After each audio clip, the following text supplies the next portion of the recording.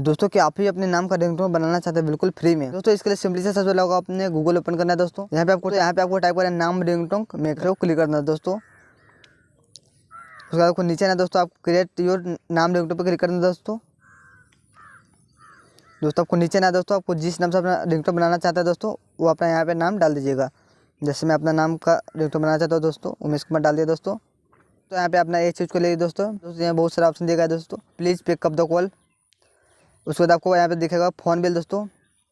यहाँ बहुत सारा ऑप्शन दिया गया है दोस्तों। उसके बाद दोस्तों आपको मैक रिंगटोन पे क्लिक कर देना है। तो बन के आ गया दोस्तों। देखो दोस्तों उसको दोस्तों मैं अभी आपको सुनाता हूँ।